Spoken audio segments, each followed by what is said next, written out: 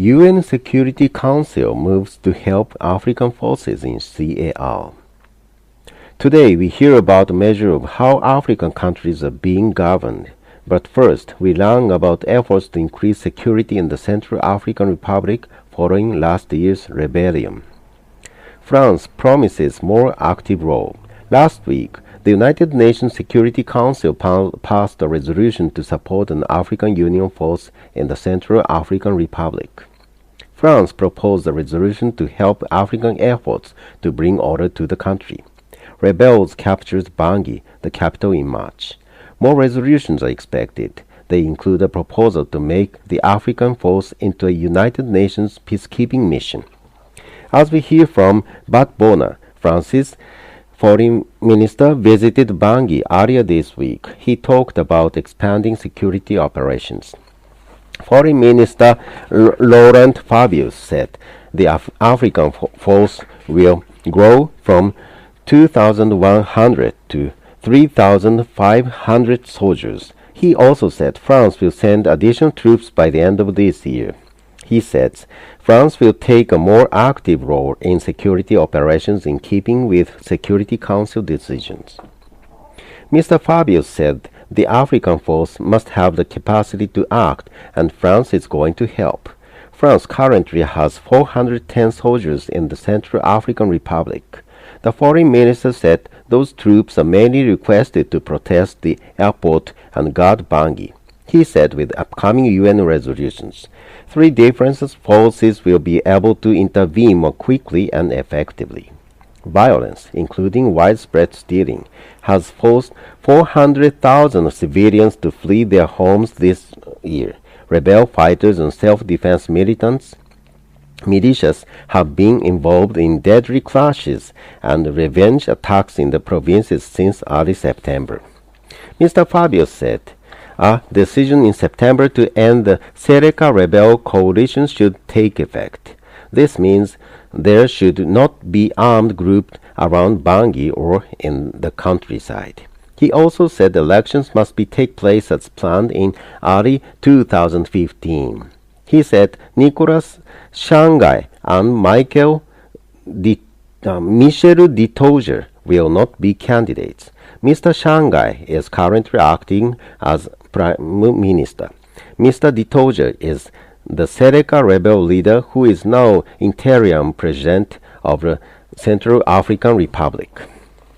African troops have been in Bangui since the rebellion began in the north of the country last December. The troops have been largely unable to prevent stealing or to protect civilians. French troops have placed their attention on protecting France's interests in its former colony. Ups and downs in the African Government's Index. Mo Ibrahim has announced his 7th annual African Government's Index.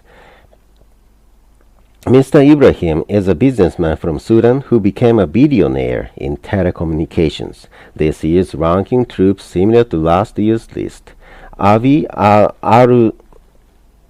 RDT tells us more about the list.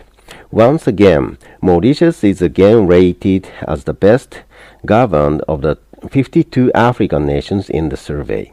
Mauritius received the highest score for personal safety, economic opportunity, and development. 18 of the 52 nations received the best scores ever in the latest report. It says, for 94% of Africans, governance has improved since 2000. That was the year when data started being collected and studied. Mr. Ibrahim said progress is being made slowly, but he also warns of what he says are worrying developments. The latest report says a decrease in safety and the rule of law, especially in the 6 lowest ranked countries. The 6 are Zimbabwe, Chad, the Central African Republic, Eritrea, and Democratic Republic of Congo and Somalia. The report says the finding signal is a shift towards social unrest. Somalia again scored the worst in all 4 measures of good governance. 2 of those measures are safety and rule of law, and participation in human rights. The other two are sustainable economic opportunity and human development. Also, Mo Ibrahim Foundation did not award a $5 million African Governance Prize to a former head of state this year. The foundation did not give the award last year either. Mr. Ibrahim created the Governance Award in 2007. It can go to former African leaders who have left office in the last 3 years. Candidates for the award must have shown exceptional leadership. They must have been democratically elected, and they must have left office voluntarily after serving only a constitutional limited term. Past winners include South Africa's Nelson Mandela, Joaquim Chissano of Mozambique, Festa Mogae of Botswana, and Pedro Pires of Cape Verde. Mr. Ibrahim spoke from his London headquarters. He said new development in international justice could present difficulties in the future. On Saturday, the chairman of the African Union said that the group would not permit the sitting head of state to be tried by the International Criminal Court. The court wants to try two current African leaders, Sudanese President Omar al-Bashir and Kenyan President Uhuru Kenyatta. Mr. Kenyatta's trial is set to begin next month over charges that he helped to incite ethnic violence after Kenya's disputed 2007 election.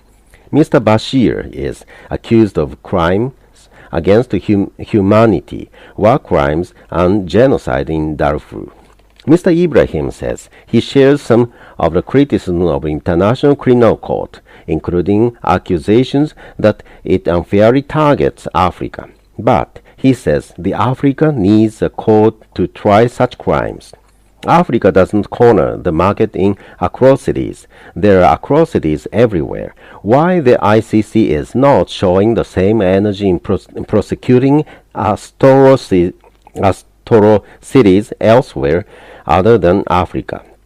That is valid, and that is a valid question. At the same time, we need really to ensure that in Africa there is no impunity.